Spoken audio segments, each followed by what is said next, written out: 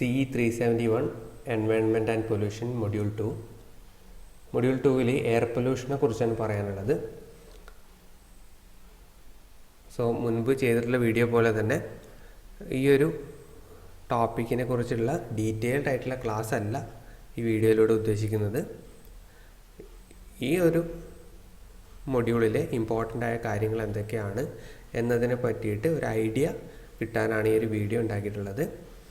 അപ്പോൾ ഈ ഒരു സബ്ജക്റ്റ് ടീച്ച് ചെയ്യുന്നതിനേക്കാട്ടിലും കൂടുതൽ എഫേർട്ട് സ്റ്റുഡൻസിൻ്റെ ഭാഗത്തു നിന്നാണ് വേണ്ടത്.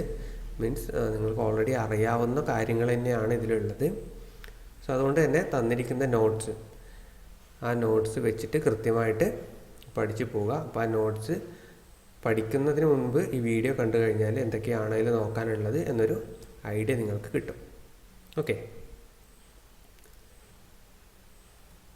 നമ്മുടെ സിലബസിൽ പറയുന്നത് ഫസ്റ്റ് എയർ പൊല്യൂഷൻ എന്താണ്, ദെൻ അതിന് കാരണമാകുന്ന pollutants, primary and secondary pollutants, industrial pollution, then ambient air quality standards, then types of air pollutants. അതിൽ നമുക്ക് ഇമ്പോർട്ടൻ്റ് ആയിട്ട് പഠിക്കാനുള്ളത് sulphur dioxide, nitrogen dioxide, carbon monoxide and particulate മാറ്റേഴ്സിനെ കുറിച്ചാണ്.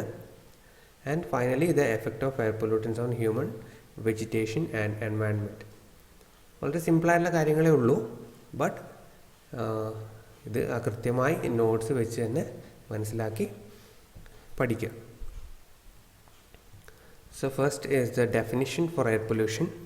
Air pollution may be defined as any atmospheric condition in which certain substances are present in such concentration that they can produce undesirable effects on man and his environment.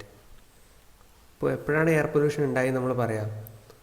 നമ്മുടെ അറ്റ്മോസ്ഫിയറിൽ already ഉള്ള ചില substance അതിൻ്റെ concentration ഒരു ലിമിറ്റിൽ അധികമാകുകയും അതുകൊണ്ട് തന്നെ അവിടെയുള്ള human ബീയിങ്സിനും അതുപോലെ മറ്റ് ലിവിങ് ഓർഗാനിസംസിനും ഒക്കെ പ്രശ്നങ്ങൾ ഉണ്ടാവുകയും ചെയ്യുമ്പോഴാണ് നമ്മളത് എയർ പൊല്യൂഷനായിട്ട് കണക്കാക്കുന്നത്. ഓക്കെ, അപ്പോൾ ഈ എയർ പൊല്യൂഷന് കാരണമാകുന്ന എയർ പൊല്യൂട്ടൻസ് നേരത്തെ പറഞ്ഞ പോലെ തന്നെ പുതിയൊരു സാധനമൊന്നുമല്ല, ഓൾറെഡി അറ്റ്മോസ്ഫിയറിൽ ഉണ്ടാകുന്ന ചില കോമ്പൗണ്ട്സ് അതിൻ്റെ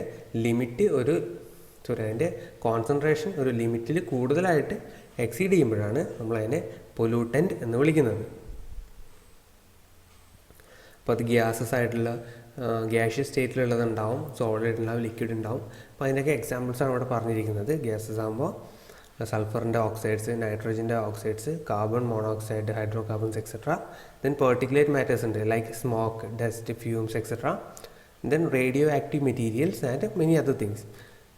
അപ്പോൾ അതൊക്കെ നമുക്ക് വരുന്ന സ്ലൈഡ്സിൽ ഡിസ്കസ് ചെയ്യാം.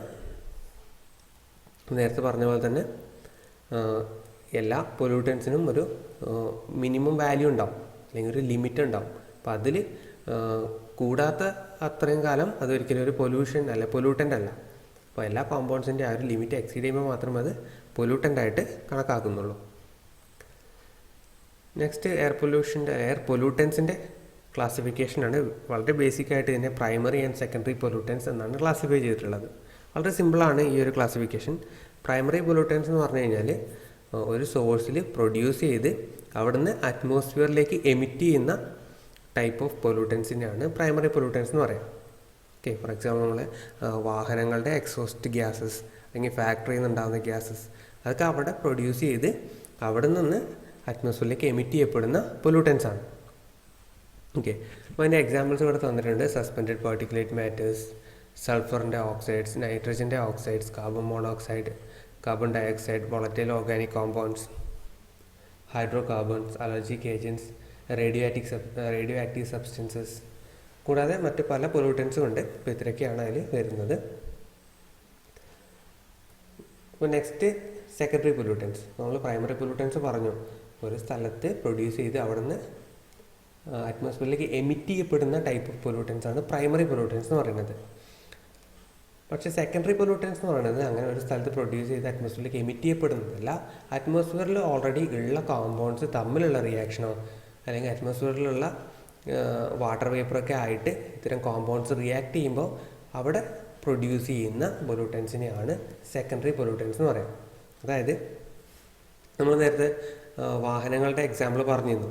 അപ്പോൾ ഈ വെഹിക്കിൾസിൽ നിന്നൊക്കെ ഉള്ള എക്സോസ്റ്റ് ഗ്യാസ് അതിലൊരുപാട് പൊല്യൂട്ടൻസ് ഉണ്ടാവും. അതിനൊക്കെ നമ്മൾ പ്രൈമറി പൊല്യൂട്ടൻസ് എന്നാണ് പറയുക. അപ്പോൾ അത്തരം പ്രൈമറി പൊല്യൂട്ടൻസ് തമ്മിലോ അല്ലെങ്കിൽ അത് എയറിൽ ഓൾറെഡി ഉള്ള മറ്റ് കോമ്പൗണ്ട്സുമായിട്ട് റിയാക്ട് ചെയ്യുമ്പോഴോ അല്ലെങ്കിൽ വാട്ടർ വേപ്പറായിട്ട് റിയാക്ട് ചെയ്യുമ്പോഴൊക്കെ മറ്റ് ചില കോമ്പൗണ്ട്സ് ഫോം ചെയ്യും.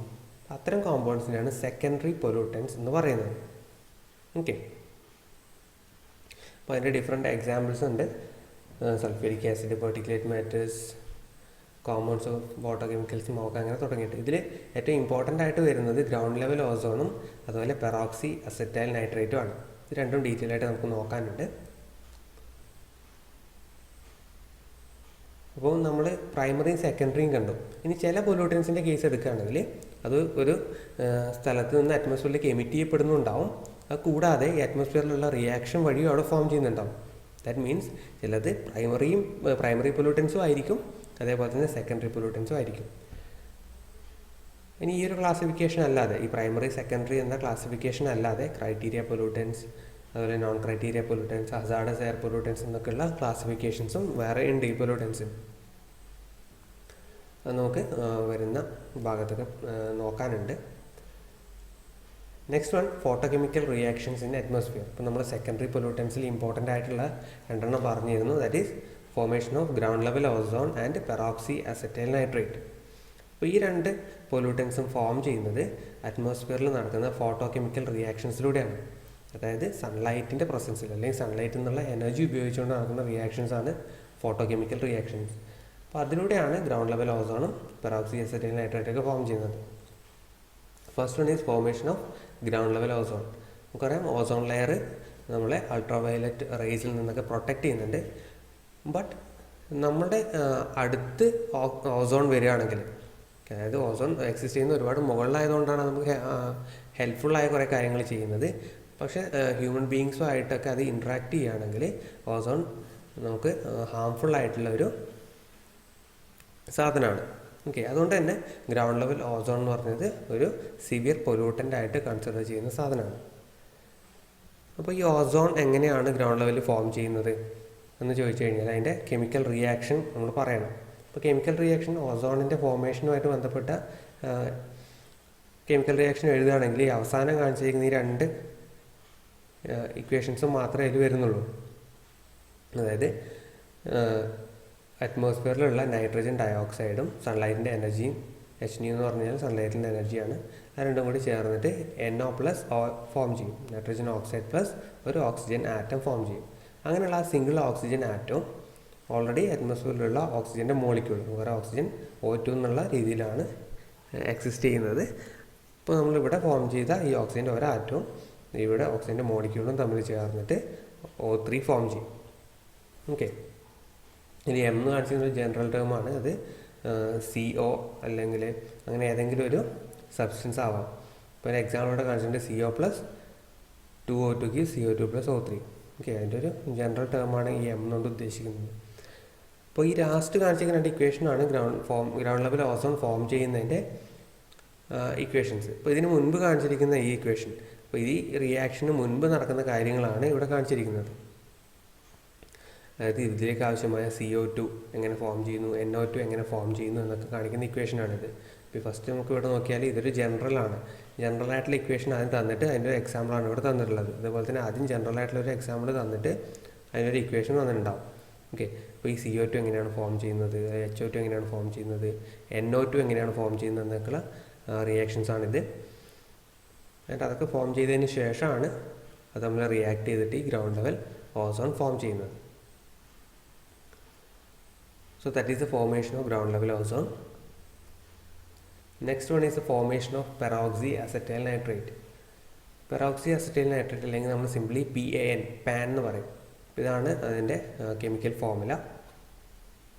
അപ്പോൾ ഈ പാൻ ഫോം ചെയ്യുന്നത് CH3CO3+ NO2 ചേരുമ്പോഴാണ്. ഓക്കെ, അപ്പോൾ ഈ CH3CO3 ഫോം ചെയ്യുന്നത് CH3CO+ O2 തമ്മിൽ റിയാക്ട് ചെയ്യുമ്പോഴാണ്. ഇതിൽ CH3CO ഫോം ചെയ്യുന്നത് CH3CHO+ OH ചേരുമ്പോഴാണ്. ഓക്കെ, അപ്പോൾ ഈ ഇക്വേഷൻ എല്ലാം പഠിക്കുക, ഇത് എക്സാമിന് ചോദിക്കാൻ സാധ്യതയുള്ളതാണ്. അപ്പോൾ ഈ പാൻ ഫോം ചെയ്ത് കഴിഞ്ഞാൽ അത് സ്റ്റേബിൾ അല്ല, അതിൽ ഫെർദറായിട്ട് പിന്നെയും റിയാക്ഷൻസ് നടക്കും. അതായത് പാൻ സ്പ്ലിറ്റ് ചെയ്ത് NO2+ CH3CO3 ആയിട്ട് മാറും. പിന്നീട് ആ CH3CO3 വീണ്ടും റിയാക്ഷൻ നടക്കും ആൻഡ് ഫൈനലി അത് CH3+CO2 ആയിട്ട് കൺവേർട്ട് ചെയ്യും. ഈ പെറോക്സി അസറ്റൈൽ നൈട്രേറ്റിൻ്റെയും ഇക്വേഷൻസ് ഒക്കെ പഠിക്കേണ്ടതുണ്ട്. അപ്പോൾ ഇതിൻ്റെ കൂടുതൽ ഡീറ്റെയിൽസ് നോട്ടിൽ തന്നിട്ടുണ്ട്. അപ്പോൾ നോട്ട് വെച്ചുകൊണ്ട് മാത്രം ഇത് പഠിക്കുക. ഇത് ജസ്റ്റ് എന്താണ് ഈ പഠിക്കേണ്ടതെന്ന് മാത്രമാണ് പറയുന്നത്. Okay, thank you.